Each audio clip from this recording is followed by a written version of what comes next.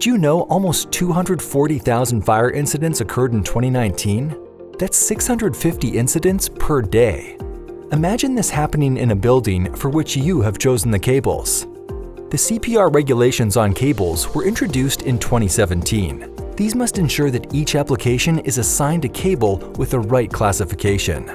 Draka would be happy to advise you on CPR and inform you in case of legislative changes. All cables are tested by an independent inspection body at our plant in Emmen. Only successfully tested cables will receive a CPR certificate. How familiar are you with CPR? Let's check this together. The first question concerns responsibilities. Who is responsible for the safety of your building? Everyone in the construction chain will encounter CPR and has its own duties in this respect, from the manufacturer, consultant, wholesaler, and installer to the owner of the building. The manufacturer, for example, is responsible for correctly conducting the testing and the CPR certification of the cables. The installer is responsible for the selection of the right cable. But do you know which cable is the correct one for which application? The following aspects are important during the selection: flame spread, smoke development, flaming droplets, acidity level. Let's first take a more in-depth look at flame spread.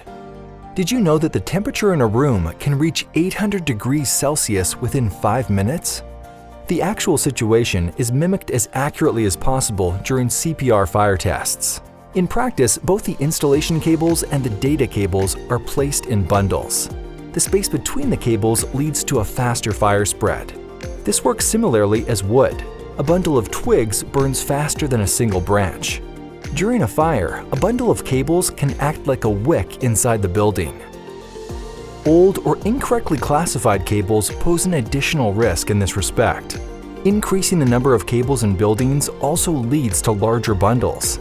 This is why it is important to take a good look at what must happen to make a building as safe as possible with respect to fire. Another significant hazard is smoke development.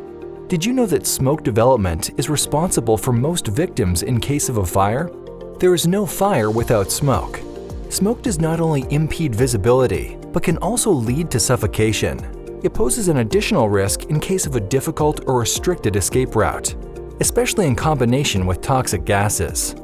In these cases, Draka recommends using CCA and B2CA cables, as these cause significantly less smoke in case of a fire. Better visibility and a less toxic atmosphere contribute to the safety of people in case of calamities. Flaming droplets. Did you know that you only have an average of 3 minutes to escape in case of a fire? A fire can spread very quickly through burning, falling particles and flaming droplets. You should use CCA and B2CA cables to mitigate this risk. It is also important to realize that the risk of burning falling particles is greatest when installing cables in an open cable duct. In this case, we recommend using a cable with a higher CPR classification. We will conclude with the acidity level.